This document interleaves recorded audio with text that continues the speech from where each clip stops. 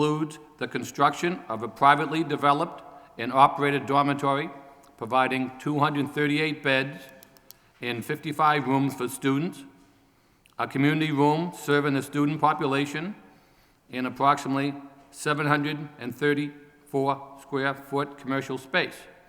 The project will include a parking structure to provide 120 parking spaces and is located on a 34,616 square foot lot.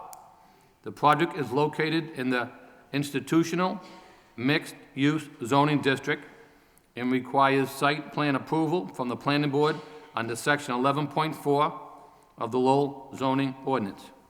May we hear from the applicant, please?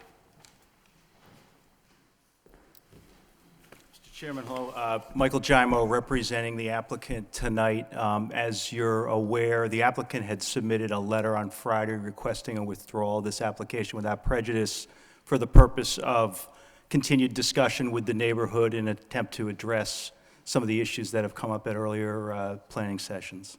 Okay. And what was your name again, please? G-I-A-I-M-O. G-I-A. I-M-O. First name, Michael. Oh, thank you, sir. Okay. All right, thank you very much. Does the board have any questions on this request to approve the withdrawal without prejudice? Anybody want to make a motion to accept that? If not, I guess the next matter would be to proceed with the balance of the public hearing. I have no questions, and I'll make that motion to accept the motion to withdraw without prejudice. I'll second the motion. Motion's made and second. All in favor, say aye. Mr. Chairman, on the motion, I'm just curious exactly, for the benefit of everybody who's down here tonight, what does that mean? Does this mean that the applicant can reapply at any time, and they have to go through the same notification procedure as before? Yes. The only difference is if they went forward tonight, and obviously if we approved it, they could go ahead and construct the site. If we denied it, and if they wanted to bring it back at a future date, the only thing they'd have to do at that point in time is try to show that it was material change. And we'd have to vote on the material change, and then if it was a material change, then allow them to pursue for the public hearing. Mm-hmm. So they could come back at any time in the future, regardless, but one, if it was a denial, they'd have to vote in, we'd have to find a material change to let them go forward, to go through another public hearing. So at this point in time, by withdrawing it, they can come back and refile it in the future without us have to find the material change if we denied it. Mm-hmm. Okay. Yeah, I have no problem in supporting that withdrawal for the purpose of, meeting with the neighborhood and getting their input. However, if there is a reapplication, we would certainly expect you to have met with the neighborhood and be in lockstep with their needs next time around based on this withdrawal. I did want to point out that we received a petition that, Mr. Chairman, I don't know if you have a copy, but I'll submit it to you for the record, for over 200 signatures, people are concerned. So there is a lot of concern in that neighborhood, and I think that this application actually hopefully will be a bonding force for that neighborhood in helping you realize that you do have impact and control over your neighborhood and what happens on that site. So you guys are involved, these applicants know you're involved now, and in the future, hopefully they will be discussing it with you for anything that might go forward on that site. Very good. Thanks. Okay. So we do have a motion made and second. All in favor, say aye. Aye. And the chair votes yes. So the matter Mr. Chairman, yes. for the record, I'd be abstaining on that. Okay. So basically, we have motions made and second, and 4 in favor and 1 abstaining. We did receive a letter in the packet tonight that Mr. Chairman alluded to from Karen Tremblay, and we will put that in our file along with the petitions that were submitted to us prior to tonight's start of the hearing, okay? Thank you. So that motion's allowed, therefore this matter has been withdrawn. This project is not going forward tonight. Anybody who came down on behalf of this tonight, and anybody who spoke at the last meeting, thank you very much for all your input. It was very important for the board members to have all your deliberations. Thank you very much. Thank you.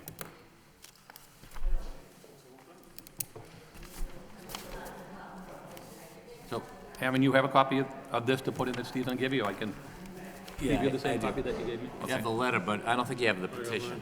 Okay, no, I have the letter, I don't have the petition. You want to give that to Aaron, or you want to keep it? I'll give him my copy. Okay. We can put that in the file that was received tonight, okay? Did she give you extras, Steve? Yeah, why don't you give that to him too? That way we have it for the record that it was proposed, okay?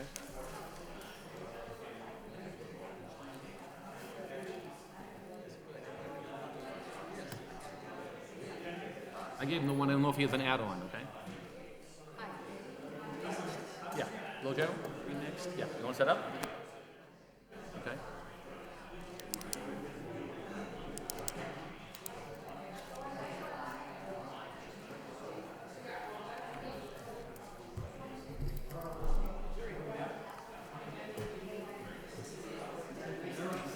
Thank you. Thank you.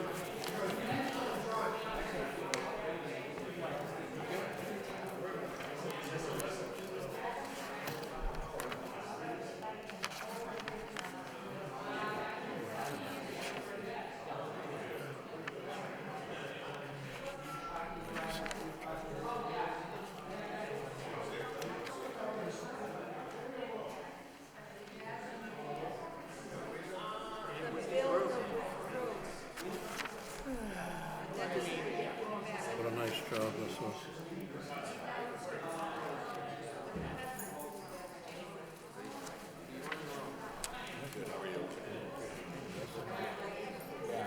Within 2 years.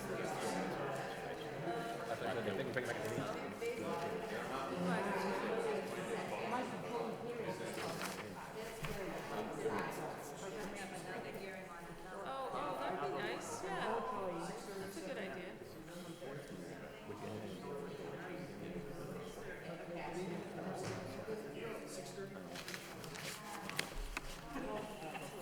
Have your attention, please, we're moving on to the matter of the agenda. The next matter on the agenda is for a pre-application session. The following organization has requested the planning board provide a preliminary review of the proposed project at the address listed below. This is not a public hearing and require a public hearing as noted below. The planning board renders no decision, nor guarantees any future decision. Excuse me, can we just have a little quiet, please? Next applicant is going to start up. Thank you. This is a project located at 295 Varnum Ave. The applicant is Lowell General Hospital. This project is for a redevelopment, including expansion and upgrading of Lowell General Hospital's facilities located at the address listed above. This is located in the medical institutional zone, and this will require a site plan approval if the applicant prepares to go forward in the future. May we hear the case? This is, again, for a pre-application session only, which is informational, before us tonight by the applicant. May we have the applicant, please, if you would, sir? Thank you, Mr. Chair. Jerry Foley from Watermark, and with me is Tom Ford from RDKL. They're the principal architects on the project. So what we're doing here tonight is, presenting the overall picture to you relative to what Lowell General has in store for their legacy project. We've had the opportunity to meet with the technical review folks at City Hall. We met with the city engineer. We met with the planners. We met with the Conservation Commission officer. We discussed the project overall with them as well. A few issues came up that they thought needed a little closer investigation. Subsequent to that meeting, we made a few decisions on the design that we originally presented to the Technical Review Committee. And just to recap, the principal, well, I'll go into those later. I think probably what the best thing to do is to probably have Tom Ford, who's been involved with the project for 2 years now? Yeah, 2 years now from the inception, taking it through the Department of Public Health, determination of need, application, the schematic design, working closely with the owners, and he can talk more generally about the purpose of this project, the goals, and then I can get into some of the site features. Gentlemen, what we are doing for Lowell General is there's a proposal to build a 6-story addition to the existing hospital. We are proposing to build this expansion in what is currently called the lawn or the courtyard, immediately adjacent to the Mansfield Pavilion. This purpose of this facility is to expand their inpatient bed capacity, as well as expand and improve emergency department services, labor and delivery, maternal services, create a new lobby and public access point with convenient access to their outpatient treatment areas of radiology, laboratory, services that the outpatients can readily find when entering the building.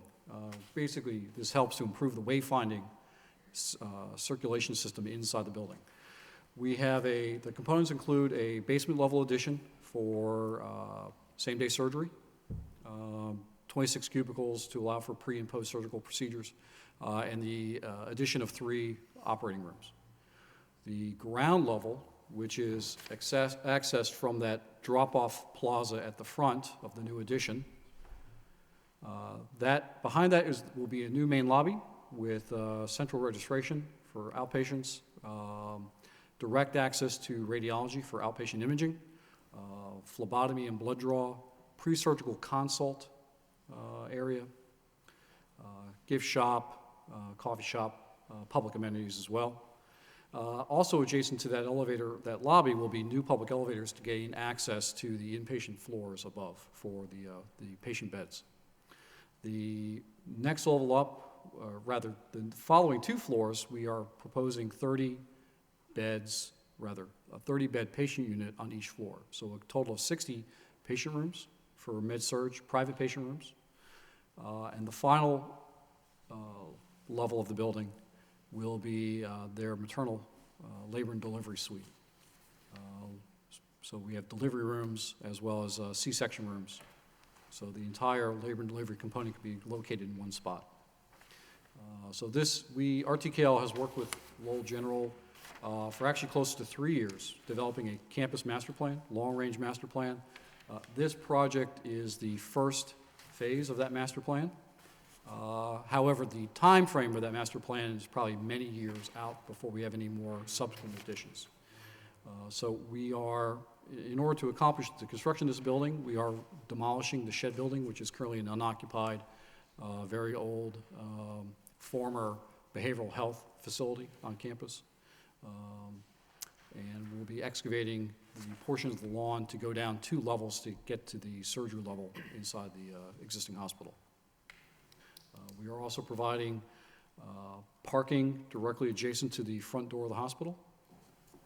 I failed to mention actually that the first floor of this building will have a brand-new emergency department. Currently, the emergency department is located to the south end of the campus, behind the Hanchett Administrative Building. What we will be doing is providing a 38-station emergency department with dedicated ambulance drop-off area at the back of the campus, and at the top of the hill, what is currently the main entrance of the hospital, that will be reconfigured to be the walk-in ambulatory entrance for the emergency department. So we are increasing the area of the emergency department to accommodate the growth that they have seen in terms of the number of patients coming to this facility. This will be sized for approximately 75,000 patient visits a year. And as Jerry mentioned earlier, this project has been submitted and approved by DPH for DON, has been granted for this project. We will be going back to DPH later on this year for plan review, as well as just a confirmation on project scope with DPH.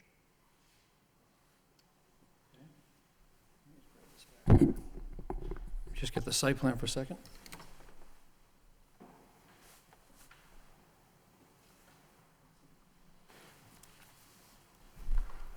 This landscape plan, it's a pretty good picture, and it's a large enough scale so you can kind of see what's going on. As Tom mentioned, we need to reconfigure the existing parking and landscaping in the front of the building. There's a pretty good change in grade from the existing entrance, main entrance now, down to the new main entrance that we have to make a transition there, and then another transition down to the oncology entrance. So what we've done is we've come up with a stepped or tiered approach to the parking lot, and there'll be landscaped areas in between, so we should have adequate space for snow storage. The meeting that we had at the Technical Review Committee meeting, it bore out several facts. There was some concern about not so much the finished product, but how we get there. This is a facility that runs 24/7, 365 days a year. And the number one, it's been drummed into our head that the number one criteria that we need to meet at all costs is patient safety. So if you think about this place, it's a city within the city. They've got deliveries, they've got people coming and going, they've got ambulances coming and going all the time.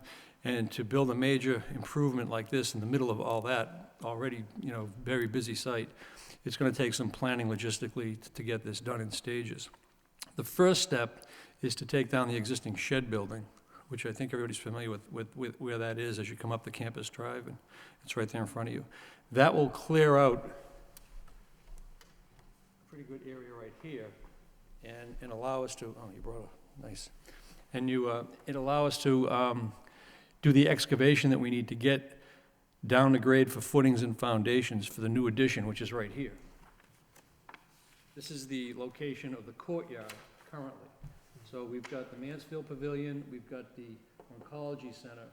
There will be a space between the Oncology Center and the northerly face of the proposed building. And then the new building will be located in here and off towards maternity as well for the ambulatory location. So first thing we have to do is we have to take the shed building down.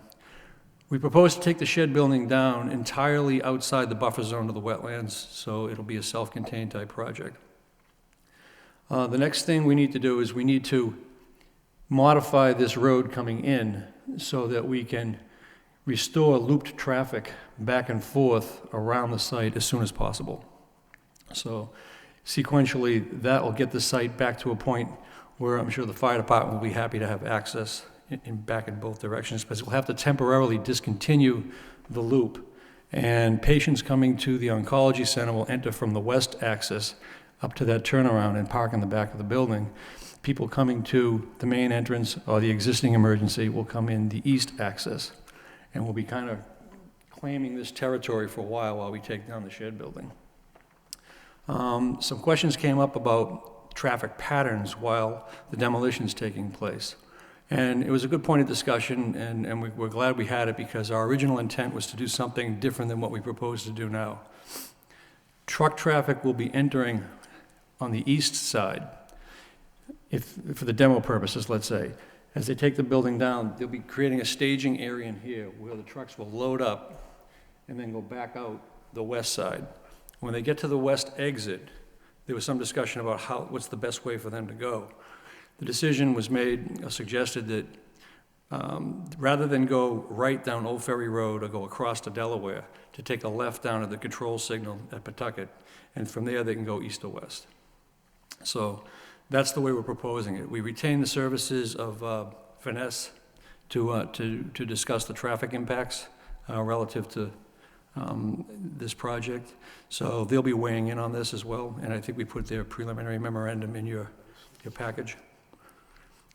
So from the time that we submitted this for the technical review, it has changed. At least you won't see anything physically changing on the drawings from what we talked about, just it'll be stated in the final application that that's the way the truck traffic's going to go. The next point that came up that was of some concern was the workers' parking.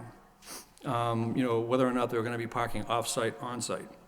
There is ample room on this property to put some temporary parking in for workers. We're looking at about 150 spaces. And if you look at the master plan, actually I should probably give you this because this might explain it a little bit better.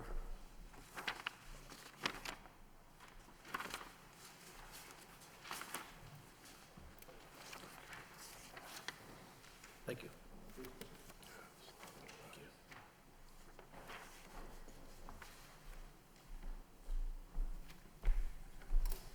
So what I've given you is a section of the master plan rather than deal with a 30 by 42 drawing. And if you look at this is a portion of the west side of the campus, and you'll note that where the most recent addition to the parking is on the furthest west part of the campus. We put a red rectangle in there with a little red note talking about the proposed location, which is somewhat in the area of the future building that's there. So it's an area that's within the footprint of the master plan that we ultimately want to do.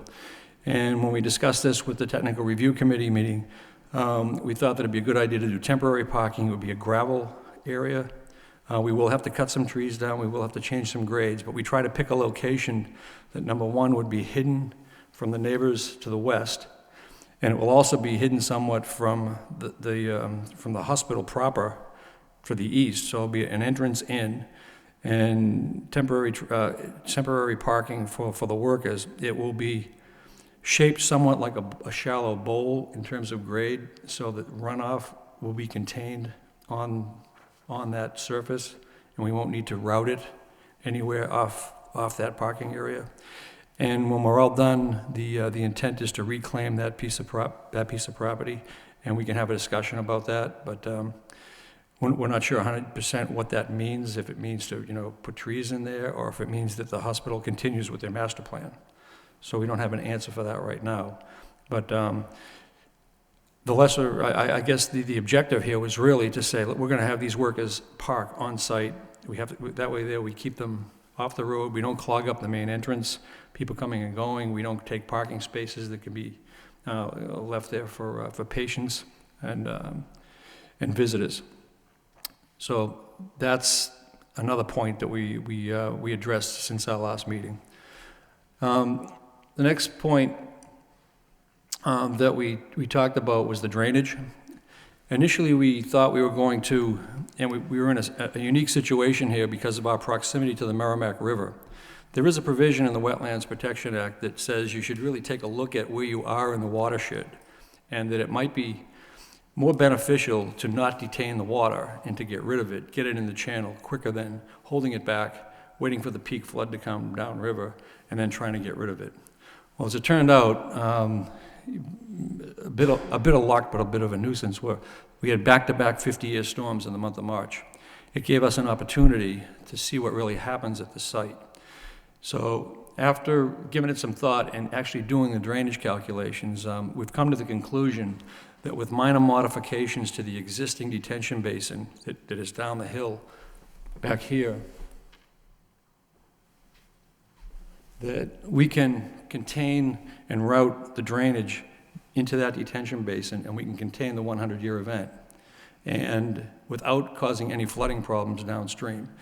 In our final package, in the presentation to the Conservation Commission, you'll see a photograph that was taken April 1st, about 20 hours after the storm finished. The detention basin's empty. It's got nothing in it. And you'll see a coincidental hydrograph from the Merrimack River, from the stream gauge data, that shows the peak that same day. So we can prove that while the Merrimack River is at flood stage or above flood stage, that detention pond is empty. So we were able to come to the conclusion that we've got the space, that the soils are well drained enough so that we can handle that on site. The last thing that we wanted to point out was deviations from the master plan that was approved. Subsequent to the master plan getting approved back, I think, in January, we had the opportunity to develop the site plan a little bit further, and it was brought to the attention of the design team that there's an existing issue on the west side of the campus with respect to ambulances coming and going at that location. Right now, they come in and they go directly up to the emergency room towards the front of the building. Moving the emergency department to the rear and the ambulance drop-off area to the northwest corner of the building creates a situation where the ambulances have to get all the way to the back of the property. And it was brought up as a concern with respect to, what happens if 2 lanes are occupied with vehicles. So what you'll be seeing is a design that opens that up to 3 lanes for a portion. What it will do is there'll be one dedicated lane all the time that'll allow the passing of emergency vehicles. So even if we have truck traffic that has to be at the loading area, and we have other people that want to get around the back to the cancer center, then an ambulance will always be able to get in or leave. So in a nutshell, I think those were the highlights of the Technical Review Committee meeting. And other than that, I think that everything else fits within the concept that was presented under the master plan, and we will have all the T's crossed and all the I's dotted for the application, And before we do that, obviously, we want to get some feedback. Thank you. Thank you. We need any variances or anything? No, as you may know, this is a planned medical development, a zoning district, and it appears right now that everything that we're proposing to do will comply with the dimensional requirements of that zoning district. Thank you. Any of the board members have any questions, concerns, comments? Mr. Mr. Chairman, if I may? just a few questions regarding the temporary parking. You mentioned the keeping the runoff on the site. Is that going to be a gravel parking lot? Yes. Okay, so it's going to have some drainage? Yeah, it'll be, the soils are pretty well drained over there. We've found out that they're excessively drained, actually. So we're planning on putting in 6 inches of crushed stone in there. It'll be maintained, it'll have to be maintained, because, that'll shift around with truck traffic coming and going. Right, right. But, yeah, so, That's with the concept of keeping it in a swale and, Right. Okay, all right. And you're confident that that'll drain at a rate that will keep that? yes. Okay. The other thing is the, I was a little disappointed because I was pleased looking at the packet how the traffic was going to be routed through the east, loop around, come out the west, loop right back to the controlled intersection. Now, I take it you're abandoning that, or if I understand what you were suggesting for the traffic was to go down Delaware, which is a small neighborhood street? That was what was initially presented to the technical review committee, and it was a long discussion, and after we were done, we brought that information back to the hospital, and we changed our minds on that. So, okay, so what we were provided was a packet, at least the way I understood, is that it would loop back around. It will. Okay. Yeah, it'll. So that's not a change from what was submitted with our packet? No. Okay. Yeah, but it's different than what we proposed to the technical review committee meeting. I understand. I understand. Because I like what was, I mean, there was some thought that was given to that and some consideration. So, because the way that I understand it, correct me if I'm wrong, the construction vehicles will be going in on the east side, east entrance, loop around, they'll exit the west, taking a left onto Varnum to the controlled intersection and disperse from there. Right. That's correct? That's right. Okay, and I would ask if there's going to be a deviation from that. I mean, that should be part of our approval process, and that the board would have to review any deviation from that, because that's going to have a large impact. Sure. And I know they want to hit this like a blitzkrieg. They're going to attack it from the sky and the ground and in the water to get it done as quickly as possible, but I know that's going to have quite an impact on that immediate neighborhood. Was there any discussion on the discussion regarding the combined sewer overflow? Is that? Actually, there has been discussion. I don't think it was as much a discussion at the technical review committee meeting, but again, subsequent to that meeting, we had the opportunity to look at the drainage.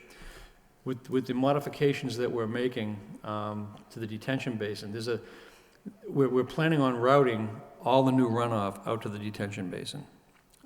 That's where it's going to go, because we have the capacity, and we can meet a couple of different criteria beyond just the sewer separation.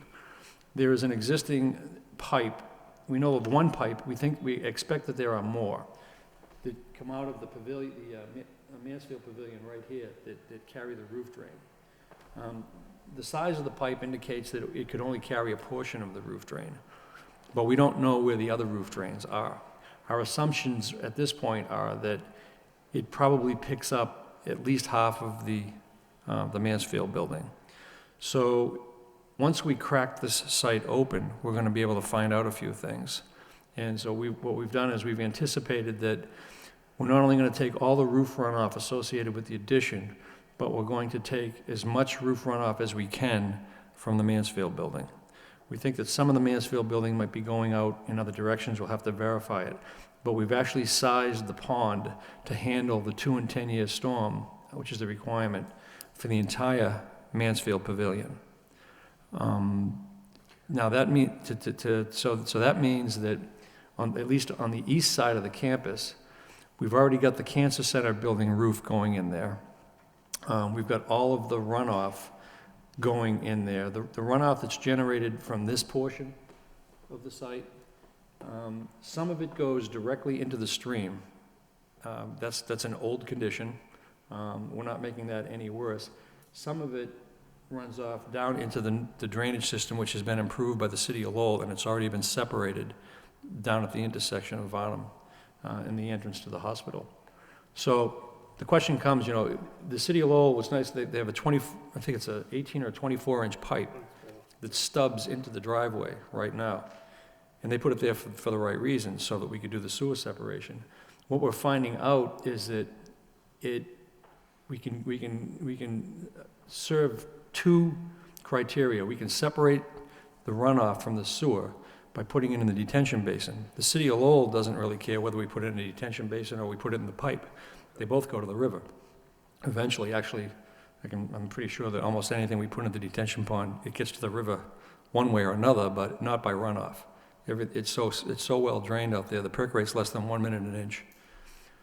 So rather than route the drainage down the driveway to the stub, you know, at a tremendous velocity to get it off-site, it would work like a charm.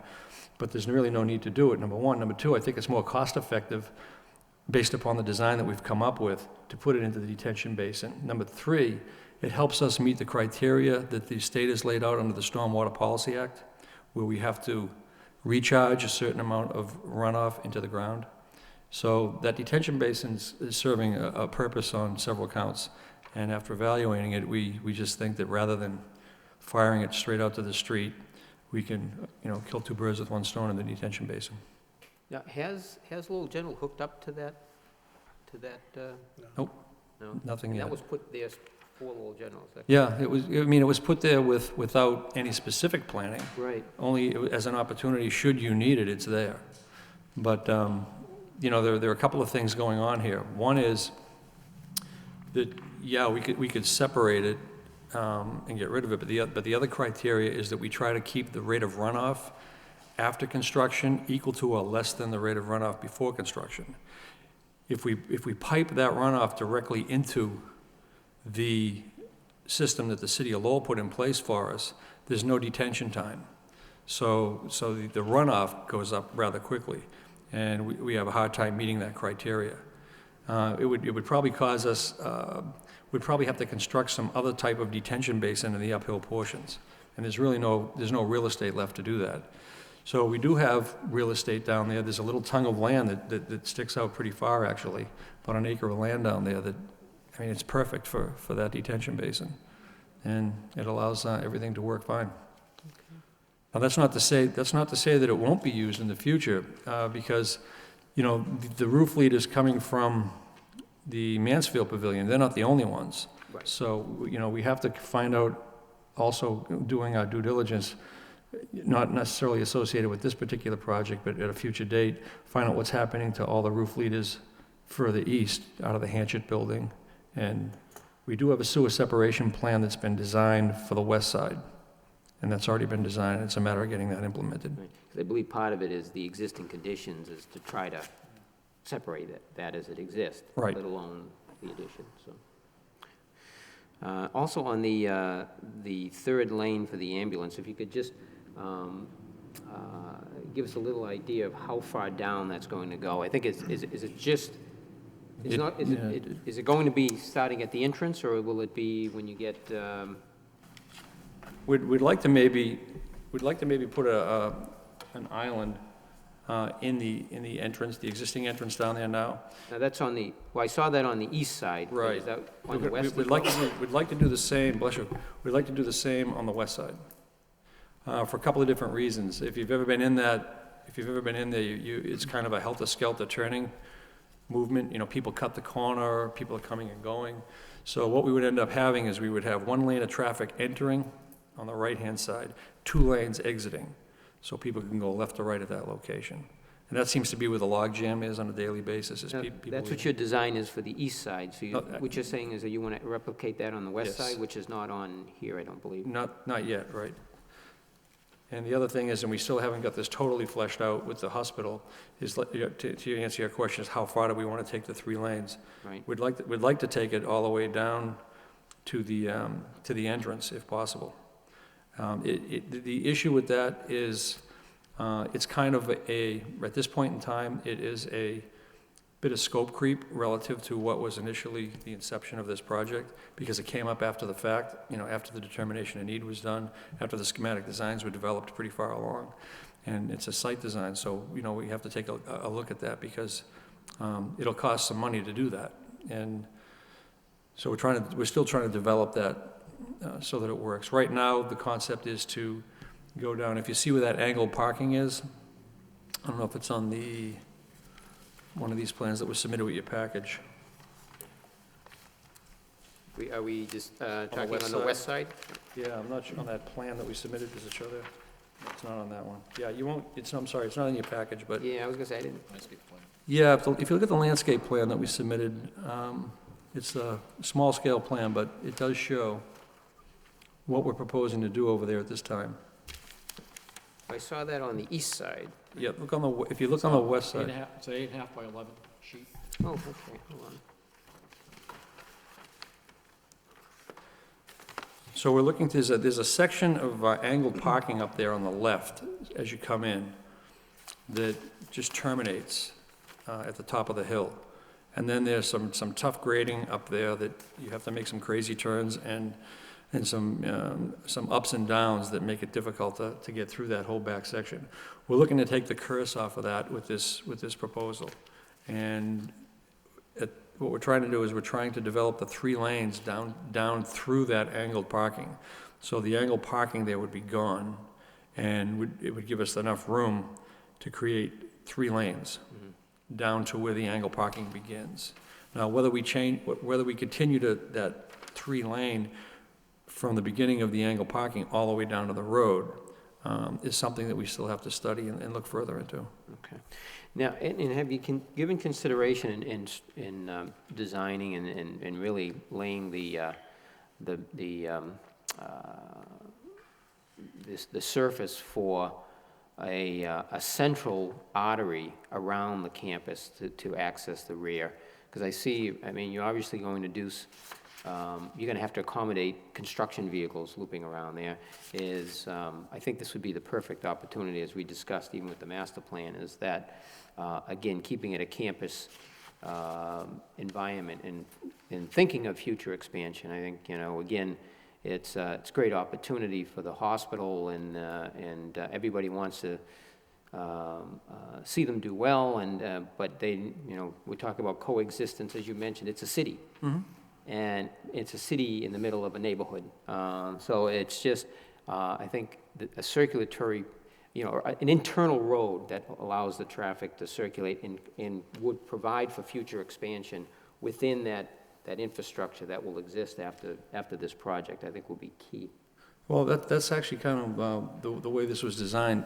If I could, you've still got the use up here, which is primary during construction. So circulation-wise, they'll be able to come in here, get in, park up here, park here, and get out while all this construction's going on. And then same way with the cancer center. Temporarily, they'll need to come up this way to get into the oncology center and leave that way, because this will be disconnected while the demolition is under construction. Coincidental with the demolition, we're going to try to construct this retaining wall right here.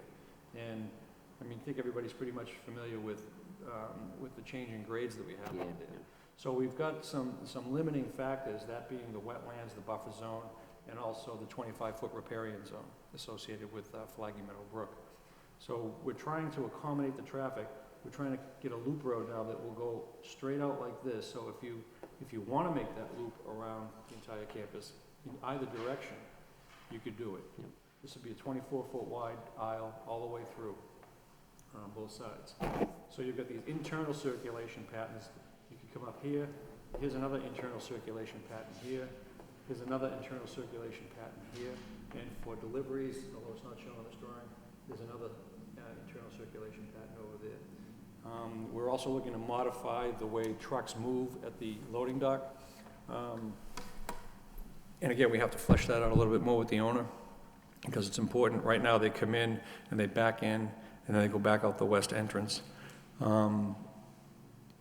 We have to figure out what the best way to do that is. We'd like to confine all of the, all of the truck traffic to the west side if possible.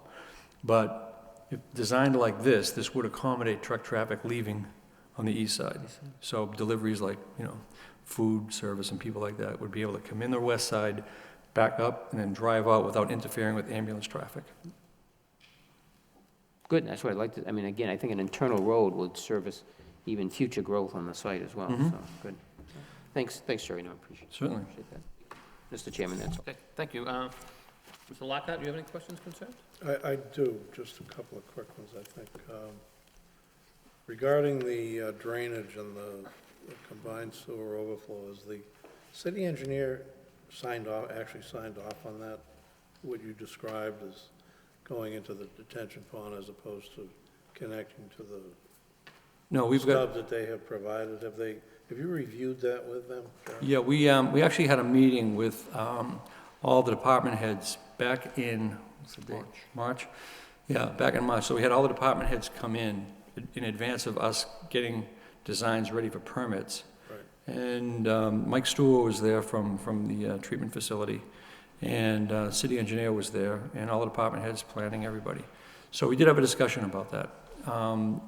We did not have a design for them to review, but at the time, we presented the idea of trying to get the water, the drainage, into the channel initially. It's something that's not done very often. We did it once before on a condominium project on Lawrence Street. And again, the piece of property was situated, right on the banks of a second-order stream. Made no sense to hold the water back, get it in the channel, get it downstream before the flood comes downstream. In this particular case, there was no decision really made how to handle it, but we are going to be submitting a notice of intent to the Conservation Commission this Wednesday. And we've got 400 pages of drainage calculations that, that show how each little sub-catchment area on this site that contributes to a catch basin, how it's directed, what the flow is in each pipe, and what the velocity is at the outlet, and how much time it takes to fill up, theoretically, to fill up that detention pond and to empty out. And as far as the city of Lowell is concerned with respect to the treatment facility, I think that there might be some angst about the fact that they spent money to put a pipe in that initially we're not going to use, but they don't have to worry about the drainage going into their sewer. I think at the time, as a matter of fact, the day we spoke with them, it was with the first flood in March, and Mike Stewart indicated that it's a 35 million gallon a day facility that was doing 117 million gallons that day. So your intent is to provide the engineering department with engineered drawings Yep. to sign off on when it comes to that? Yeah, it's funny because it goes part and parcel with the stormwater management criteria. It used to be that the only time you had to do stormwater management on a site is when you were within the jurisdiction of the Wetlands Protection Act. That since has been expanded. So anytime you do development on a piece of property, even if you don't have wetlands near you, you still have to manage the stormwater and comply with the stormwater management policy. And that's something that either gets reviewed at the Conservation Commission level, the planning and engineering level, or both. So they'll all be weighing in on it. Yeah, good. You have, a lot of impervious area up there, so it's really a critical consideration. Okay, just one other thing, a point of clarification. This is a new 6-story building, is that right? 6 levels. 6 levels. I thought I read 7 somewhere, but it's 6. That's what I remember from The basement, ground. Yeah, Basement's fully underground. The ground level is actually, 3 out of 4 walls are underground. First floor is the emergency department. Second floor, third floor, patient rooms. And the fourth floor is I think that was a holdover from once upon a time, we had a full-size penthouse. right. And now we're doing a rooftop mechanic. We eliminated the penthouse. okay, that's all I have, Mr. Chairman. Mr. Claremont, any question? Sure, thank you. Just briefly, it's a nice-looking plan. Just a question on the configuration now of the ambulance drop-off. It looks like that shoots off the drive now and will dump off behind the existing cancer center, is that correct? We're building an extension.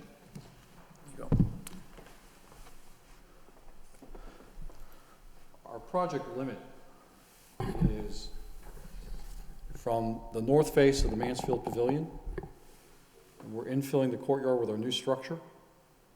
We have a two-story wing that projects out behind the cancer center, and that allows us to get the ambulances a covered drop-off area. So we have a drive aisle access. We actually have to raise up about 10 feet of grade to get to the top of the hill. And so this drive aisle will actually tie into the loop road on the west side of the campus. So patients coming by ambulance to go to the emergency room, they'd use that same drop-off, but they would transport the If patient? you're transported in an ambulance, we'll enter the campus on the west entrance, come up the hill, and make the drop-off here. Patients who drive themselves to the hospital will come up the east entrance and go up what is currently the main drive aisle to an expanded canopy and dedicated emergency department parking lot. So the ED entrance, the walk-in entrance and waiting for the ED will actually be at the front of the hospital, where the patient service center is located now. And that will then feed into the larger clinical portions of the emergency department within our new building. I'm sorry, that are in the new building, is that what you said? Yes. So we have a portion of our emergency department will actually be in renovated space Okay, within the Mansfield Pavilion. all right.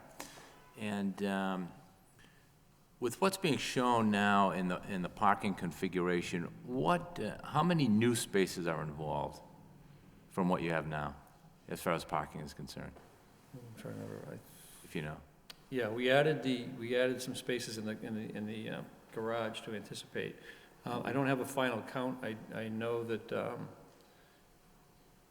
I know where there's an increase in pavement. I can't answer that number for you right now because it's not final, but I can certainly have it for you in the application. Well, I'm just wondering with the expansion and certainly there'll be more patients, more traffic, et cetera. I'm wondering how the parking numbers work out. You feel you have enough parking, because I know there's I want to say areas we in- picked up 116 or something like that. Yeah, okay. And do you know what your timeframe is, start, completion, that type of thing? The target for completion and occupancy is the summer of 2012. Excellent. And they'd like to get started with the demolition of the shed building in August, I believe. That's correct. I don't have any other questions, thank you, Mr. Chairman. Mr. Genman? Thanks, Mr. Chairman. Can you show me the location of the existing shed building? Oh, sure. Yeah, we didn't show the old building, did we? It's right here. Here's the cancer center, and it sits right in there. Okay. Yeah. So the first thing you're going to be doing is demolishing that Yep. to proceed. Okay, the current, can you put that down again? So I can- The current emergency room, like if I'm driving myself to the emergency room now, I come down, all the way down to this little turnaround here, is that right? And that's going to be changing to up front, but not for, if you arrive via ambulance, you'll come around the back here, okay? So if I'm approaching now from the existing entrance, if I'm going to the emergency room, I continue along the way you would approach the hospital now. If I want to go to the, right, continue all the way up. If I want to go to the main hospital entrance, I'd take a right. Oh, I can go that way? The The main, yeah. So I can get through that way, it looks like that's, Yep, you can get in here. I see, I think- bear, okay. And then to the cancer center, I just continue all the way on the right. The preferred route to enter the new main entrance Mm-hmm, is to continue on the new loop road yeah, and make the turn and come to the drop-off canopy. I see. And then you have immediate access to this parking lot in front, Mm-hmm, as well as to get to the cancer center. You continue on the road, have the ability to access that traffic circle and that canopy, and this is dedicated parking for cancer center. nice. I too was wondering about the parking with the expansion, if we're still going to be meeting the requirements of a facility like this. Aaron, do you have an idea of the requirements with regard to parking on a facility like this? Are we well within the range? I haven't seen the numbers either from what's going to be proposed and what the total gross floor area, but the zoning district requires 1 space per 1,000 square feet of gross floor area. It basically clumps it all together as a single use, as a medical use. So to make that determination, we'll just need to see what the total gross floor area is and the number of parking spaces that are being proposed. So once that's available, we can look at that, but I'm sure you're working that out still. Okay. The only other thing I was wondering about is the thing that Mr. Frechette touched on was the temporary parking lot for the construction workers. You're intending to retain all the water there. Is that going to turn into a small lake if it rains hard? Well, the thing is, what are your options are to try to get rid of it somewhere. Yeah. And there's no place to really get rid of it, so basically what we're doing is we're designing it as a detention basin to some degree. And, we're confident that the soils drain well enough that, it might be a bit of a nuisance, from time to time with respect to construction trucks and stuff like that, but, in terms of maintenance, it's something they're gonna have to stay on, Gilbane Construction's used to that, but we looked at some options that involved expanding the pavement in the back of the building, or expanding west beyond the pavement into the back of the building. There were some significant grade changes back there, and it would have required taking down, 15-foot banking. It would have been a huge earthwork issue to deal with. So what we ended up doing was scouting around, looking for areas that would cause the least amount of disturbance. Number one. Number two, also that we have trees to the north, to the west, and to the east of the proposed area that are going to buffer some noise, are going to buffer some visual effects, that might you might see, other than the wintertime, you'll be able to see through the trees. Yeah. But there's very, very minimal grading associated with that. With that thing. And also on the west side, there's a little bit of a knoll so if you were to drive into that proposed temporary parking, there's a bit of a knoll on the left side that kind of buffers it from that neighborhood over there. So we're looking at a balanced site. We make a cut, a fill on the low side, and minimal tree clearing and all that. Yeah, good. Yeah, it must be an interesting project from an architectural standpoint with all the grades that you have to deal with there, I'd imagine. Oh, yeah. All right, thank you. It looks like a good project. Bet.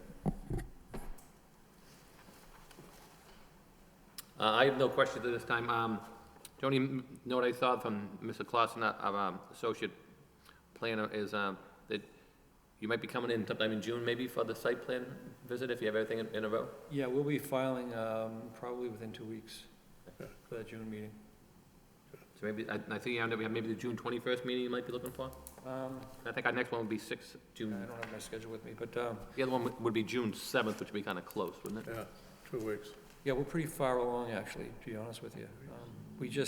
What we wanted to do is we wanted to get some feedback from Conservation to see if they were gonna throw any major changes into the design before we came to the planning board, but I think we're gonna have to work them together to keep this on schedule. So do you have a set meeting with them as of yet? No, we're gonna be filing, you caught me short with the meeting schedule, because I didn't bring it with me, but, yeah, we'll be meeting with them in 2 weeks, 2 weeks from Wednesday, I believe. Okay. Yeah. So Mike's like, okay. Actually, no, they get the Wednesday, it's gonna be like 3 weeks, 3 weeks from when we submit on Wednesday. Okay. So then if you're looking to come in for us in June, you're talking more like June 21st, because that Yeah. wouldn't be tough to make the June 7th deadline period then, so maybe June 21st at the minimum then? Yeah, something like that. If we can get it in earlier, we will. So with Conservation, you probably have to go to them first, then come here, it's probably June meeting, okay. Okay, I have no further questions. Does anybody here have any questions? I know it's not a public hearing, but it's a pre-app. I'm willing to listen to anybody who's here. Anybody have any questions, concerns they want to address with the board, or I'm sure the applicant wouldn't mind, because it gives them a shot to hear what some of the public concerns are with the public here. Give them a preview of what they might be hearing down the road. So if anybody has any questions, if they want to come up, feel free to, okay? Could you just put the microphone if you could? I can't hear you, okay? But if you have any questions, we're more than happy to try to answer them. Maybe Mr. Foley could. Just an accolade, because they've been keeping us really informed of what they've been doing with the neighborhood, so it's a familiar plan, and we're just really grateful that they always take the time to tell us and include us. Thanks. Thank you. We'd like to hear that. I have one question. Sure. Originally, I think there was a helipad talked about, is that gone? It's still under review, yeah, because. Oh, it's still under review. Yeah, I mean, there are a lot of FAA requirements associated with the helipad, and, Yeah. you know, one of the things we had to try to overcome is the stack at the boiler plant. It presents a bit of an obstacle. Is there a noise issue there too? I mean, from housing around here, although there's not any really close. Yeah, I mean, they're not quiet. Not quiet, that's what I'm, yeah. But the helicopter transit is not a common or even a daily occurrence. This is more for transport. The helicopters are used to transport patients from Lowell to other facilities. Yeah. So it's, to have a facility on campus would be far more convenient for patient transport. I believe now they use a site down by the river. Yeah. Yeah, it's down. Yeah. So the hospital would like to be able to identify, if we are not able to provide one as part of this project, if we can identify a location that we would eventually be able to provide one, that is one of our goals. Yeah, that would be helpful, I think. I think if you look at the master plan, you know, the piece that I gave you tonight, you know, it proposed a helipad. Oh, I didn't even, Kind of close to yeah, the building, okay, but right there. I think that is not gonna happen at that location. I'm pretty confident of that, and I think the decision's already been made that, although they would like to have one on campus, that they're going to have to put somebody in an ambulance to get them to the Right. ED. Okay, that's all. Well, thank you very much. We Yeah, appreciate your good input, job. and I look forward to seeing you in the future. Thank you. Thank you. Thank you. Thank you.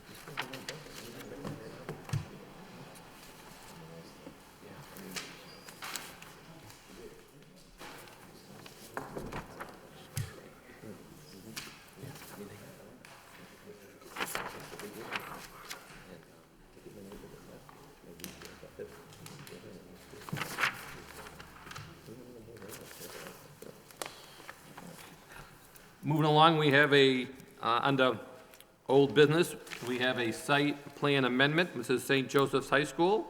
The board will review requests from Coalition of a Better Acre to amend the originally approved site plan, requesting the addition of a chiller and concrete pad at the current transformer location. The transformer is proposed to be located to a landscaped area located at the southwest corner of the site, originally proposed to assist in storm water management. So this matter is coming in, requesting an amendment to the approved plan.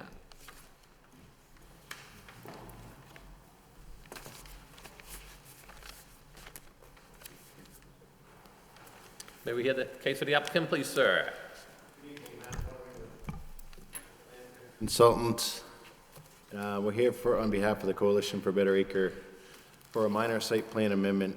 And Aaron's letter kind of summarizes the project history, but it's located at the former St. Joseph's High School, which is being developed into 22 affordable units, and modifying the parking. The building is shown on this plan that's being remodeled is in this area, and the existing parking lot is being upgraded and brought up to current standards, curbing, utilities, traffic access. And one of the things that as the process they've begun construction, is they've kind of had hoped to include air conditioning for the units. They kind of left it off the table at the beginning because they didn't think they'd have enough funding, but now they do. So we met with Aaron, and I know the architect looked extensively at putting the units on the inside of the building.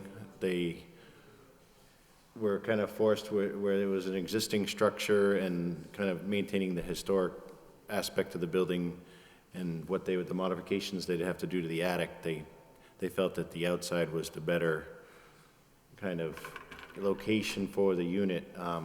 We met with Aaron probably about 6 months ago, and originally we had the chiller proposed in the back, but Aaron was very diligent and noticed how close it was to the abutter's house, so we kind of rethought the process and moved the transformer and kind of centralized the chiller, just for the noise, to try and screen it or, put it away from the housing as much as possible.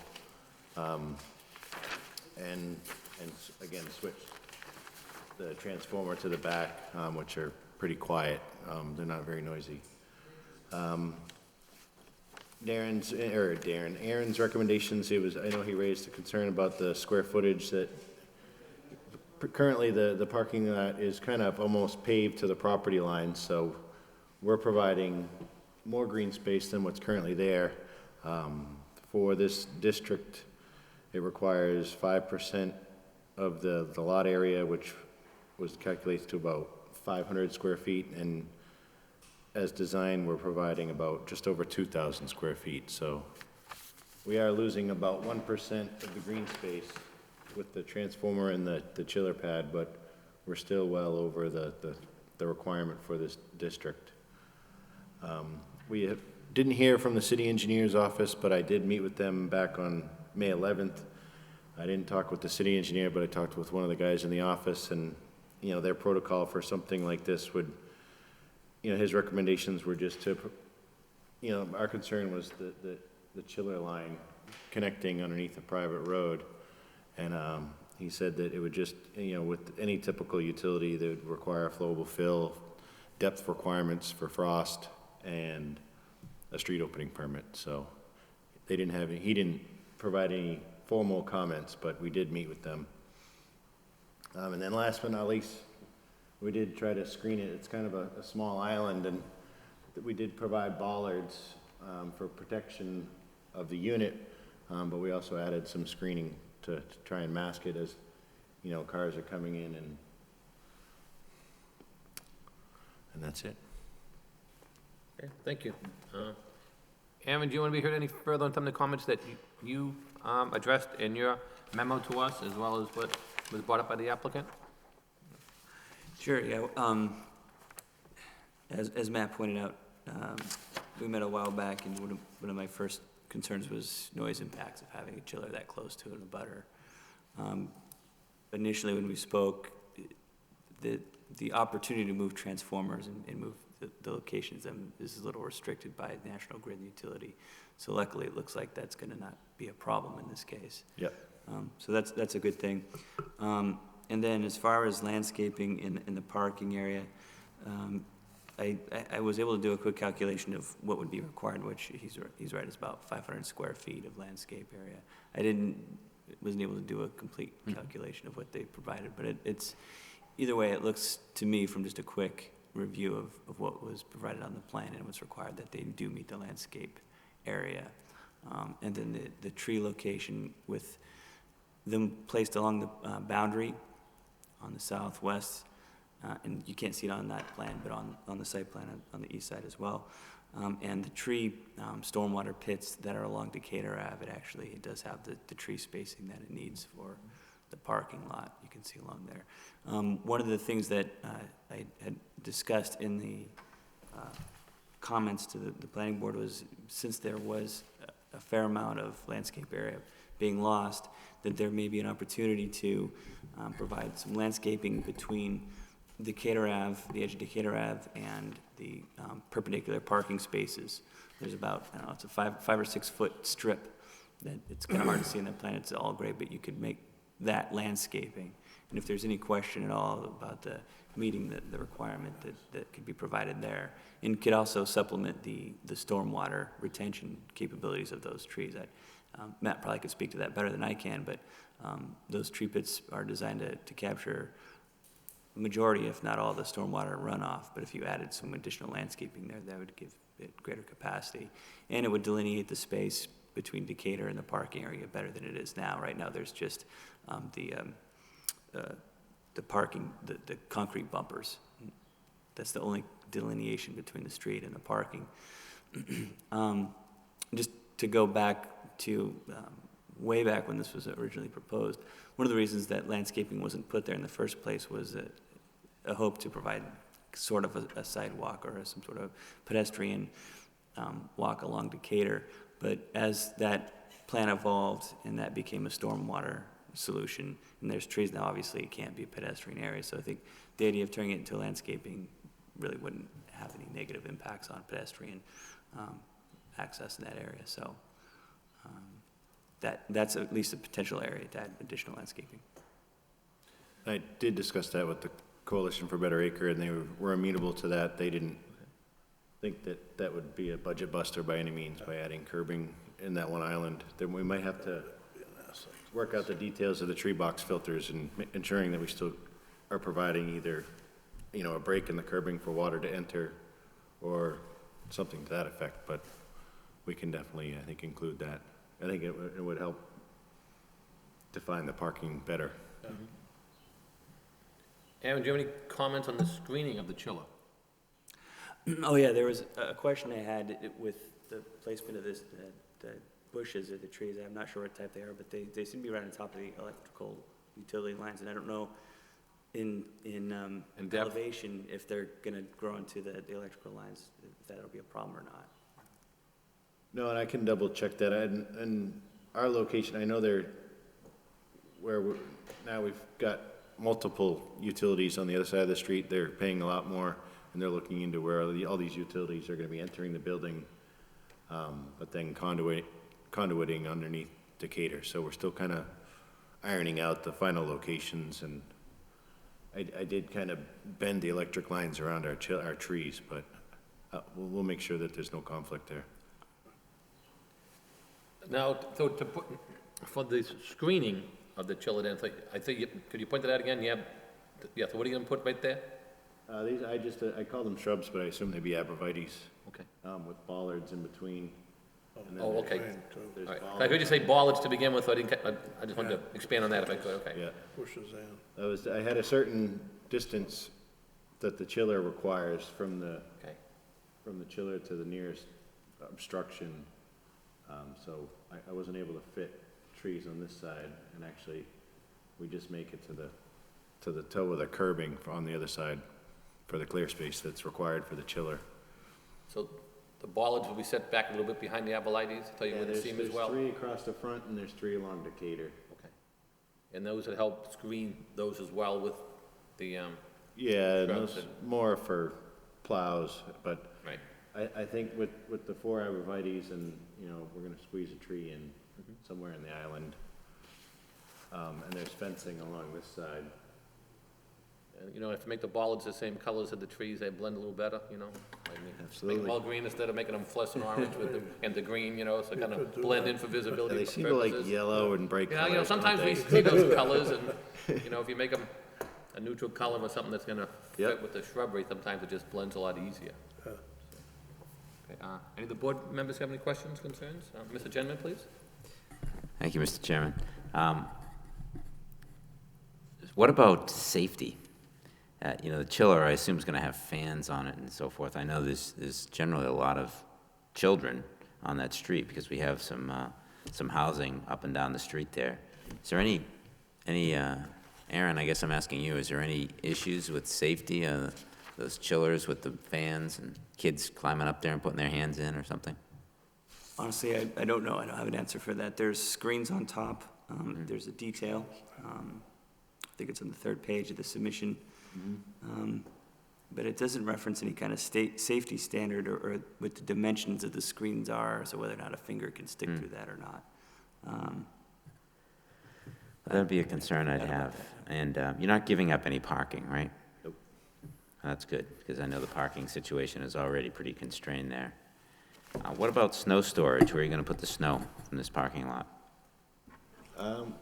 There was, I'd have to look at the plans, but typically, we just utilize most of the islands. Obviously, we're gonna lose a good portion of that with the transformer and the bollard spacing that's required with that, but, I think those areas there were originally indicated as areas of snow storage, so it looks like we're gonna be giving that up.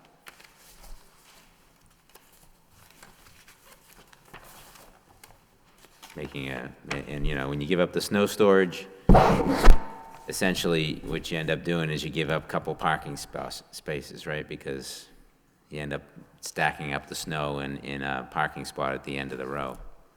yeah, and originally they had the snow storage and basically the two. Originally, we had the transformer up here all the time. So we did lose this, but I think with Aaron's, we'll be gaining, you know, an island in through here. And then at the end, Decatur kind of dead ends here. Yeah. Straight. Why can't you put it inside? Why can't you put it in the structure? They were looking at putting it in the attic, and it was cost prohibitive to modify. The venting requirements in a building for a chiller are pretty substantial. I think they need pretty good airflow, is how he described it to me. I was talking with the architect, the Winslow Architects, and they said it was modifying the structure, and it was a historic building, and so they said that they were encountering some negative feedback with going with that route, and so the preferred method was outside. Well, you can tell them that you're getting negative feedback from the planning board, and from me anyway, because Yeah. I would, you know, prefer not to see it on the street. I'd prefer to see it someplace where, you know, it's not a safety issue, someplace where it doesn't give up the snow storage, because I think that's equivalent to giving up parking. Personally, I'd like to explore that option of putting it in the structure. Yeah, and I didn't get actual, like, numbers as far as financials, and if they, I don't know how far they took it, but we could definitely look into it. And the child safety, obviously. The safety and the snow storage and the effects of that on parking, that'd be my concerns.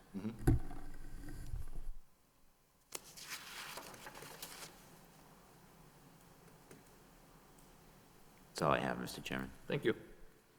Mr. Fischett? Chairman, if I may, yeah, I actually agree with Mr. Genron on, you know, the results of, from a practical standpoint. I mean, it's a tight space, and just from a practical matter, trying to store the snow, I think will be difficult. I think, Aaron, you had a good idea with the landscaping, but my question is, what is the width of that space? I mean, is it really, how much are we gaining if we try to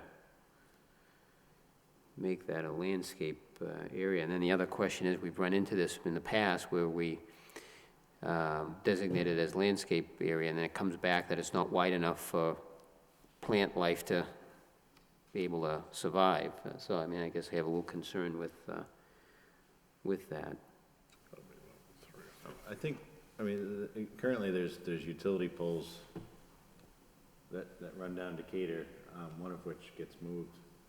But assuming that if you were to get your curbing somewhere either on the property line or just one, you know, the backside 1 foot over it, I think this is either a 5 or a 6 foot structure drawn to scale, so it's about 5, maybe 6 feet. Is it that wide? Okay. Yeah, that's good. This is a 9 foot parking space width, so it's pretty good size. Yeah, okay. And then what would you envision for what type of landscaping back there? Along the frontage, Yeah. I hadn't really taken it that far, but I would assume mulch, and you'll have the tree box filters, and the only concern that I've kind of expressed is just ensuring that your stormwater can still enter the grates, and whether you put in a throat and get it into it, or you leave an actual, you know, a curb cut or a path for the water to drain through the grate and then get collected and ran through. So there's just one little things that we need to double check or work out. Yeah, I mean, it's tough, and I understand, it's in the back over there, but, again, it come back to, sometimes what defines even a small space in an urban area is how it's landscaped and the difference between, looking into that area back there. I mean, this is obviously, there's going to be some improvement with this, but I just, we've whittled away a little bit at the landscape from the original plan, and then this is just another instance where we're going to lose some of it. And, I mean, to take that space and put bark mulch there, I don't think, Aaron, is that what you had envisioned? I don't. Well, something that would not get in the way of the stormwater properties of the tree pit. So a grassed area may not be beneficial, although I do understand that there could be a swale kind of way of dealing with that. So it's kind of, but I think that would interfere with the tree pit the way it's designed. So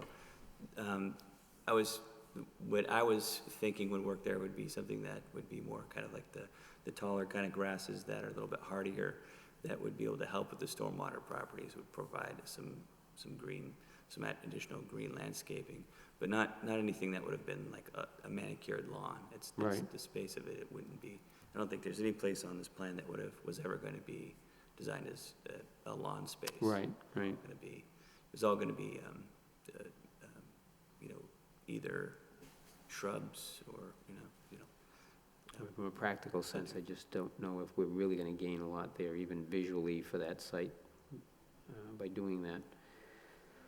I have to go with Mr. Genron. I really would like to see, kind of explore the possibility of putting that in the interior of the building.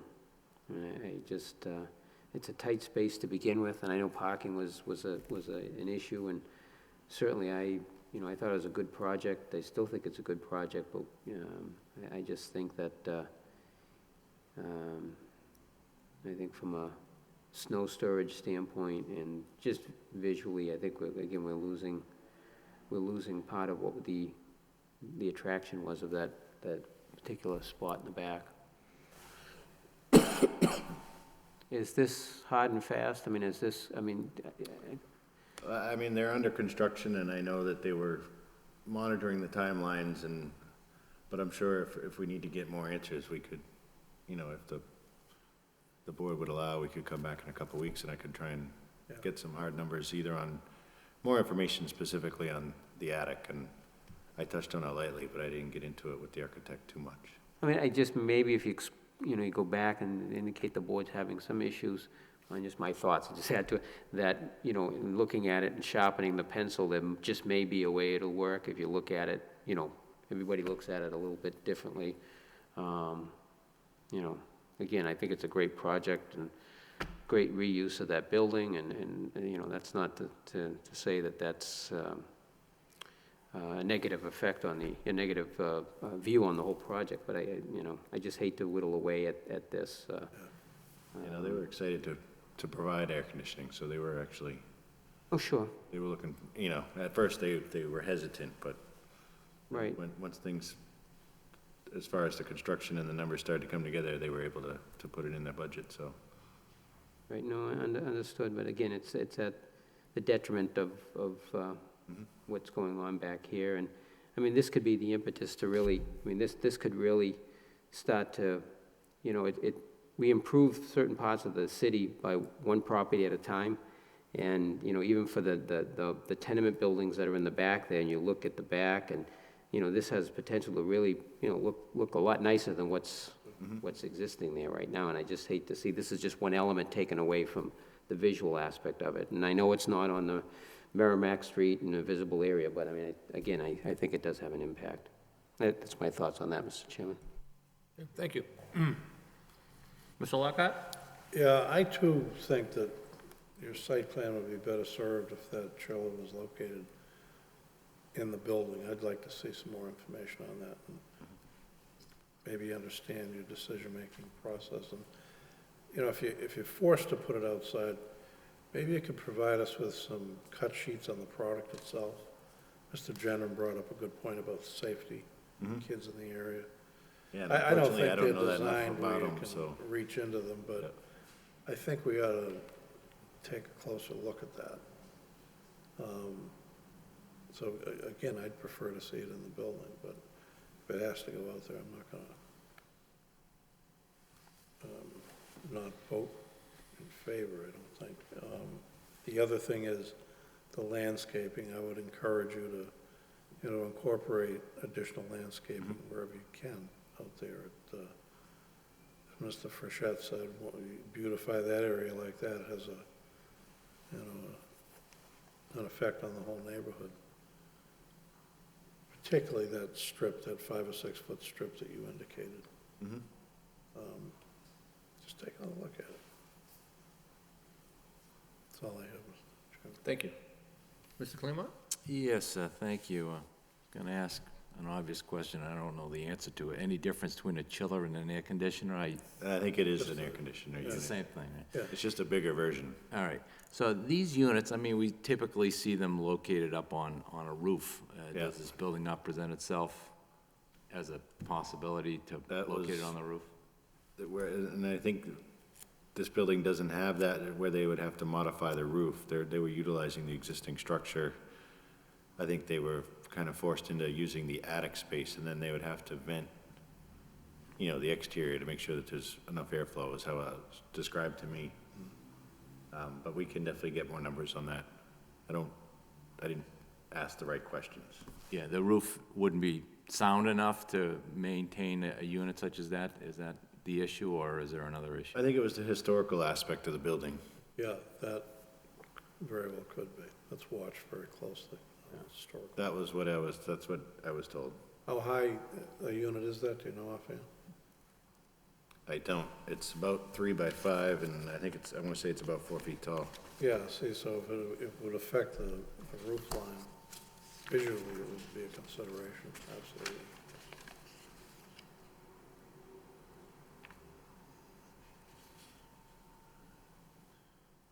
So you think that that's the main consideration that the Yep. Historic Commission might have No, an that's issue what, with that's it? what I was told, absolutely. Yes, the- Yeah, they're about 5, maybe 6 feet tall, depending on the model.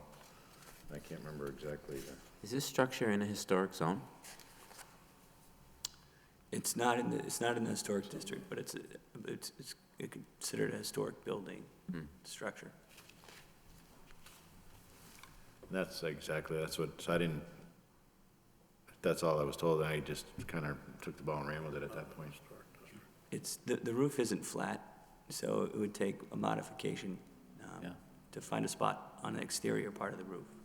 So the only other option is to go into the attic space, so the ventilation is the issue. So I suppose the other option would be to provide window units, and there'd be window units.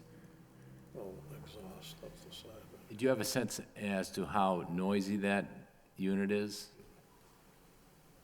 No, but we just did one at the Westford Town Hall, and there was a lot of discussion on that chiller, too, Yeah. Yeah, it's a definite consideration. specifically from the neighbors. So, Yeah, I mean, I don't know if they're, such that they're loud enough to cause a real commotion in the neighborhood, being located on the ground level like that, so I think we'd like some information. yeah, no, we could definitely get Carrie, we could find out. As to how noisy they are, Yep. so. It's too bad, I mean, it's a nice project and certainly well worth doing, but it's a tight site there for parking. We don't want to lose any of that. You're looking at that, trying to reconfigure things. You got the dumpster, you got a little bit of snow storage, not much. So it's kind of, I don't know what your opportunities are to move things around to try and consolidate, but probably not much. And again, our objective was just trying to locate it such that, we weren't impacting the abutters as much. Right. This building is dilapidated, and I'm sure at some point Yeah. something will come of that, but, again, it was just impacting the existing neighbors and trying to minimize that. This is kind of a vacant space, and then the next house is further off, just off the page. All right, thank you. I certainly would have no objections if you want to get some more information and come back. Yep. I think as indicated, you said you'd appreciate be it. willing to do that. I know, look at your costs and see what you move around.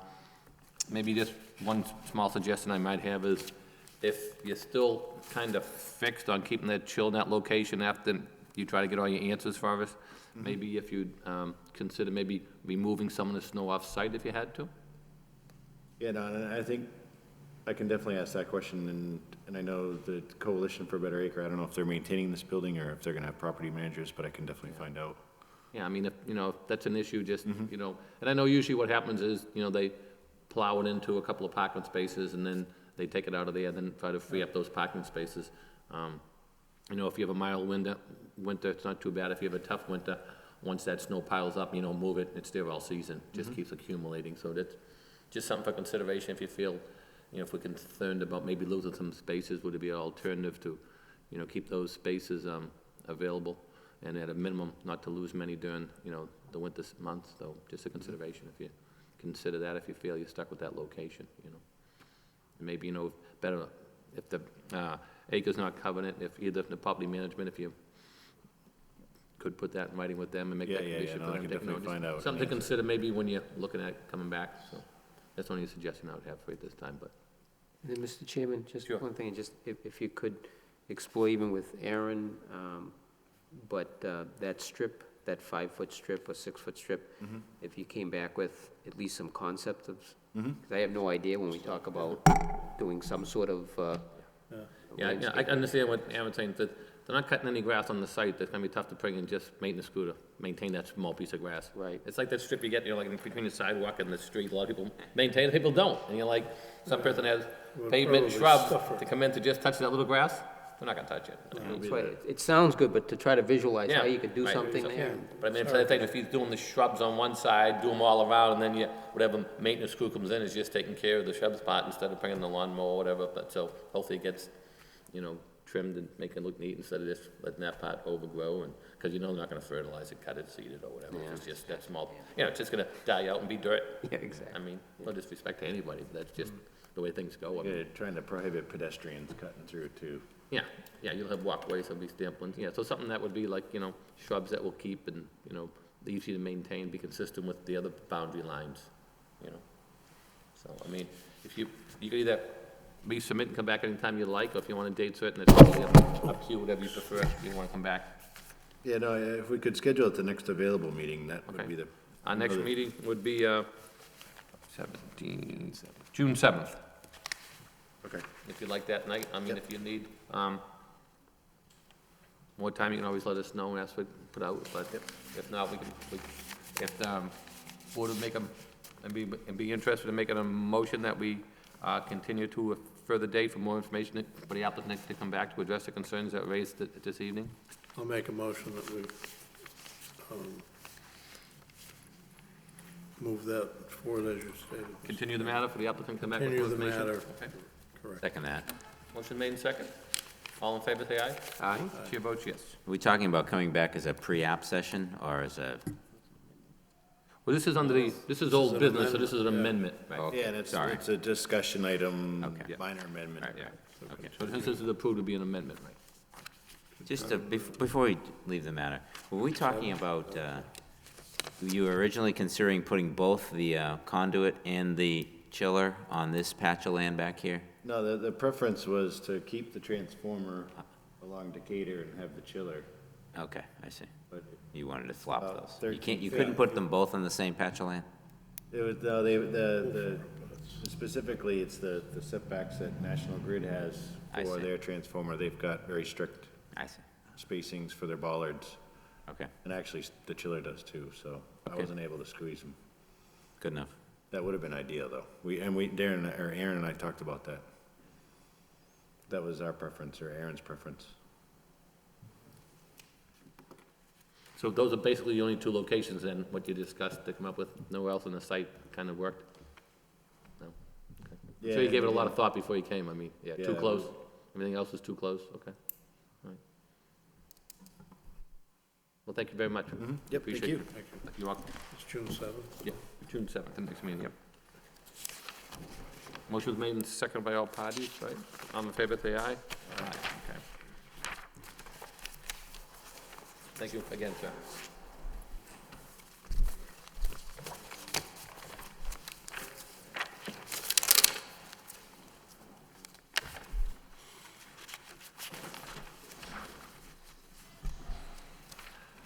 Under other business, we have notices from abutting town. We received all those in our packet. Any board members have any questions or concerns on that? If not, entertain that we place those on file. So move.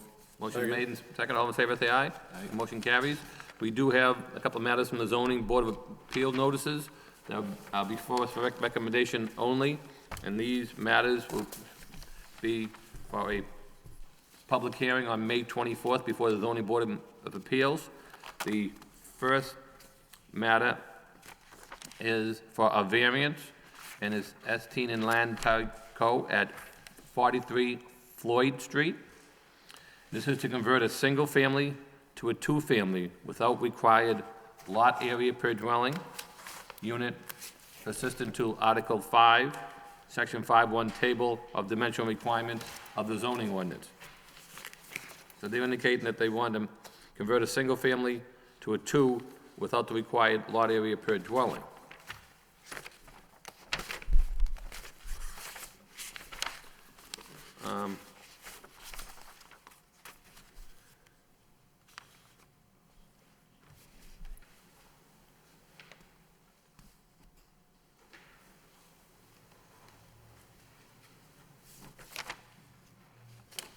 The only other, I know they're talking about the land unit per dwelling, but, I mean, let me think, it was, Land area. to convert, I mean, the lot area dwelling unit, great, I'm sorry, the lot area, I'm sorry. So, they need 8,000 square feet, they have 6,630 square feet.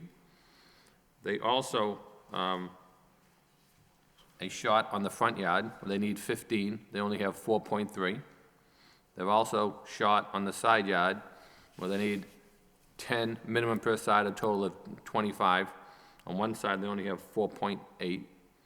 They've also shot on the minimum rear yard, where they need 25 feet, and they only have 5.9. So they're asking for relief for the lot area, but they would still be shot front, side, and rear yard. Yeah, Mr. Chairman, and it's a good point. I mean, those are three non-conforming pre-existing conditions, and then they're looking at adding to that non-conformity, and then required in the zone is 8,000 square feet, and they only have 6,630 square feet. I mean, we've seen this in the past where that's, you know, maybe even a couple hundred square feet, but, and then if you look at the parking configuration, I mean, and on paper, usable open space, that 1,050 feet, that's actually not an awful lot. I'm just looking at the way the parking is here. If you're parking that fourth spot, trying to accommodate the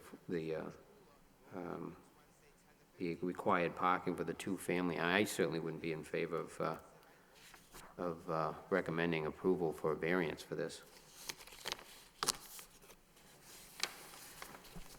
I'm sorry, you said you were in favor or were not? In favor, no. I mean, you know, one thing you point out, Jerry, as you mentioned, when you see the usable open space, it always concerns me when it's so close to the parking. Yeah, I mean, yep, if you leave it just flat, what's gonna happen? yep. It'll be, yep. it'll be People park there, I think, parking, you know, yep. unless, I mean, you know, we can't tell by the plan, but if they wanted to, you know, if they wanted to develop that open space or something like that, but leaving it flat. But my concerns were, they're shot on 4 different dimensions, so. Exactly. They're asking to add to the nonconformity of the building. You know, they say, you know, the other 3 are existing, but I think it's more cumbersome when you're changing it from a single to a two-family.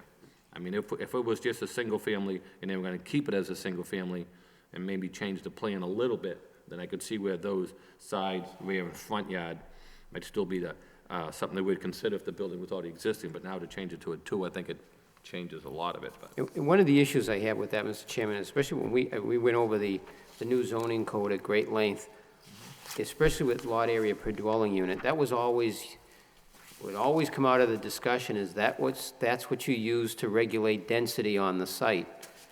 But if we go ahead and allow the variances, it basically negates this document, and, I certainly have strong feelings about that. But, again, I would not be able to recommend approval for this. Any of the board members have any comments on that? I agree, I wouldn't recommend approval on this either. It's quite a small lot for a house that size. It fills up more than half of the lot now as existing, and the parking, you won't be able to make that turn into those parking spots without taking up more of that usable open space, so I would agree. Okay. Any other comments or motion? I'll make the motion, Mr. Chairman, that we recommend denial of this application. I'll second the motion.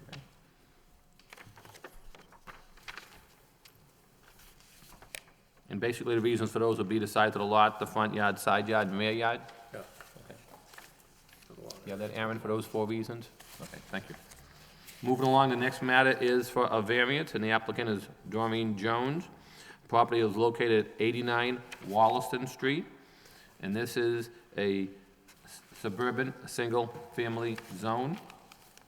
This is to raise the existing structure and construct a new single-family on an undersized lot without the required frontage and with insufficient front yard setback to garage.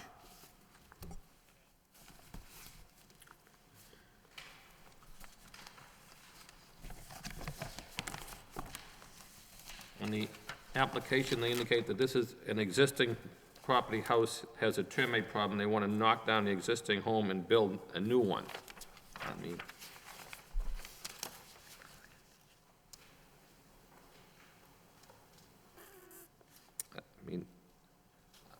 I know the lot size hasn't changed too much. I mean, you required a 10,000, and then you want to knock it down. I mean, it's 8,000 now. But I see, one of the questions I had was, if you knock it down, now you're gonna build it, and you're gonna ask for relief on the garage. So the question I would have is, could you build it with the garage so you don't need the insufficient front yard setback to the garage? I mean, I know they're asking for two requests, one being the undersized lot, and the other one being insufficient front yard setback. I think if you built it, it appears that you could, because the minimum rear yard, I did go by and look at this house yesterday afternoon. I couldn't tell what the back slope is, but I know in the way back to the drainage easement, but you got 36 feet off the back. If the garage comes in and they're missing a few feet on the garage, if they pushed it back a little bit, at least the garage would be conforming. At least you'd have that part that would be conforming. The unusual thing with this, Mr. Chairman, I know this has come up with some builders, and I think, talking to George Prowakis, matter of fact, when this, again, with the zoning, the new zoning, what DPD tried to do with the setbacks, and there's, varying setbacks with projections, porches, garages, minimum for the structure, to try to create some visual impacts with the garage being set back from the home. And I think that's really what's creating, the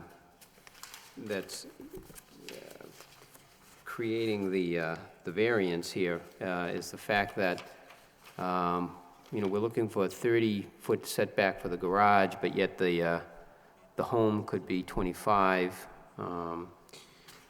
And I know, matter of fact, some builders have struggled with that particular concept.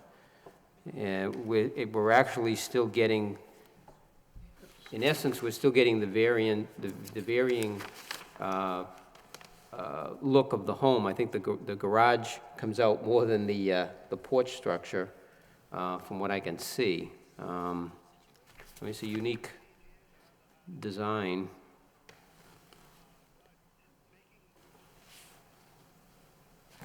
This is one of those things I'd like to hear what the applicant would have to say and what the abutters have to say on this, but I know, Aaron, if that's, I know that was kind of, that was that was really the desired result with those different setbacks. And we're getting the different setbacks, except it's the garage that comes out further than the home.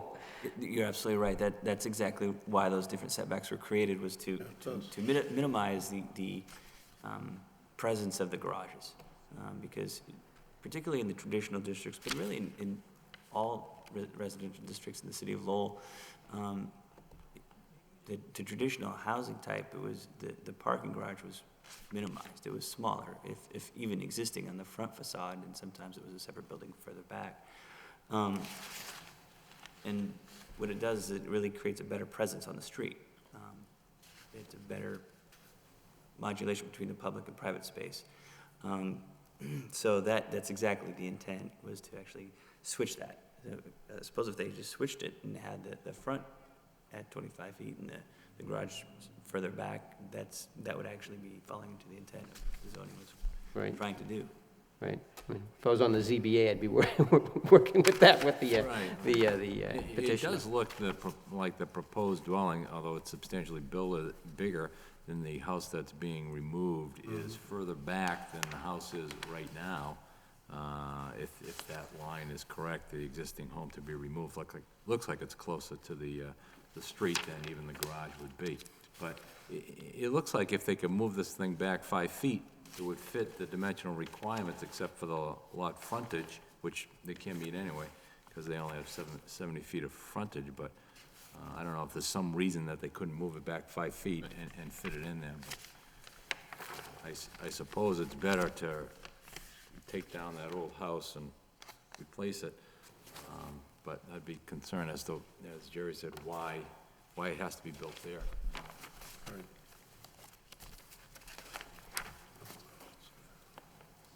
And I think the other point, like Jerry mentioned, I think it's gonna affect, a couple of the neighbors, obviously, a little bit more. So obviously, without their input, makes it a little difficult. But like I say, first thing I thought of, like I said, I saw that garage and said, if you're gonna take it down, is there any main reason why that 5 feet can't be at least conforming, so therefore, when you ask them for one relief? Right. I mean, By doing that, it will make the property more conforming than it is right now. correct, yeah. So it's an improvement, right. Because it looks like that house is definitely going back a lot more than what is existing there now. Right. But they still have plenty of room back there. Right, that's what I'm thinking. 36 feet to the lot line. Right, yeah, I mean, I know they have, like I said, when I looked at that, if they moved back the garage, or, why the garage has to come out so much, I don't know.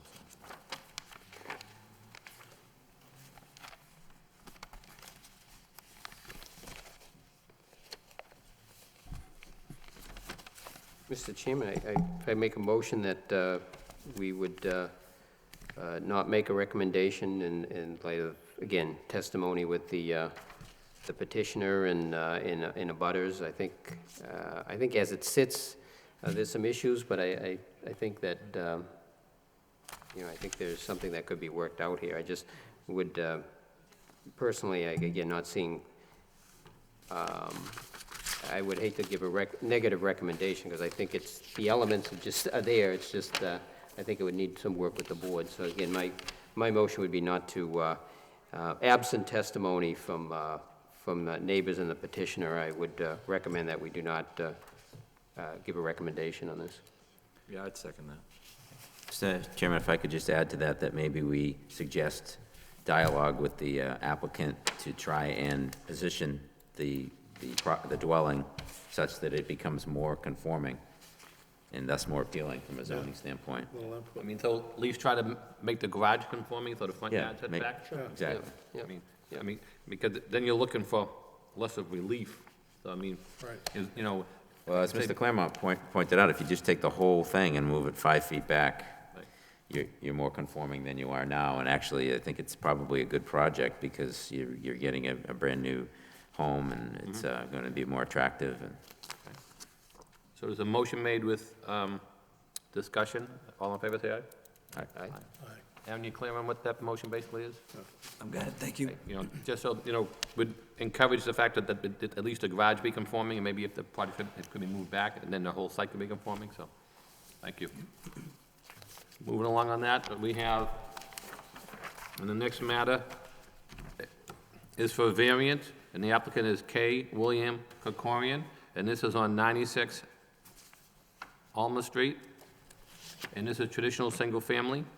This is to construct a single-family that exceeds a maximum allowed structure height and number of stories within the 100-year floodplain pursuant to section 5.1, 9.1.14.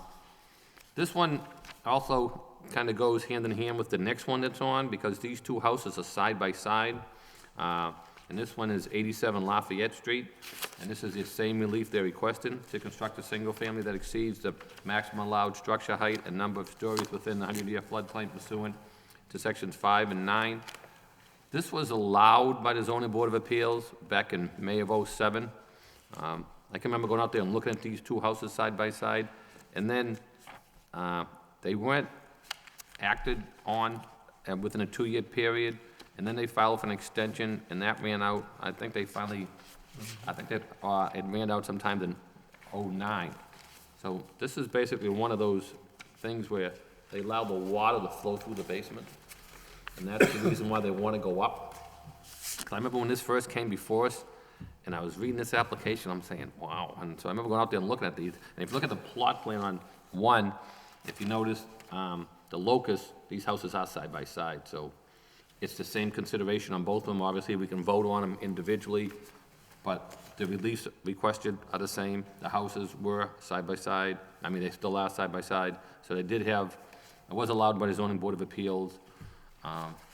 What's changed in the last few years, whether it just wasn't developed, or if more things changed due to the fact with the wetland and those 250 or 100-year storms, whichever way you want to phrase them, that happened in March, if that had any further additional effect on it. But it's, I know we do have these allowed building in 100-year floodplain with the flow-through basements where you gotta put your furnace and your hot water tank on your ceiling of your cellar so the water doesn't come through. It was kind of interesting when we first saw some of those, thinking like, people try to keep water out, but to encourage water to flow through your basement, I don't know, but I think it's a caveat to a lot of people looking at buying a house. I know, I'd be scared about it myself, Accommodating it, but, so I know when the application, they ask if the relief's been granted and goes on and spells them out. I mean, I think it needs a lot more information myself, but I don't know what the board's request is.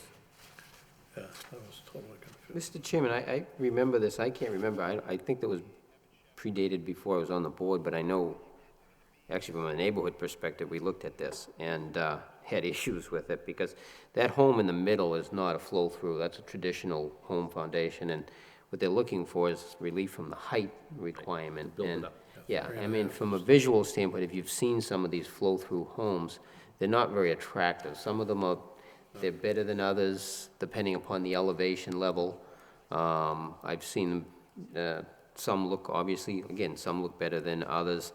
I think that, again, I would want to know, I would want to see what they're proposing, not just to get a variance for the homes, but really how it's going to look on the site, because that's going to really tower over that existing home that's in the middle. Plus, that's a central location for that neighborhood. You drive right, that's right at the bottom of the fishbowl. So when you drive right down there, there it is. And, you know, they definitely have to be a flow-through foundation if they're going to be in that location. There's no question about that. But quite frankly, I'm not in favor of those flow-through foundations. If, in fact, matter of fact, I remember speaking to a builder that was going before the zoning board of appeals, and they were building one on, I believe, Starboard Street. If you want to see some awful ones, go look around over there.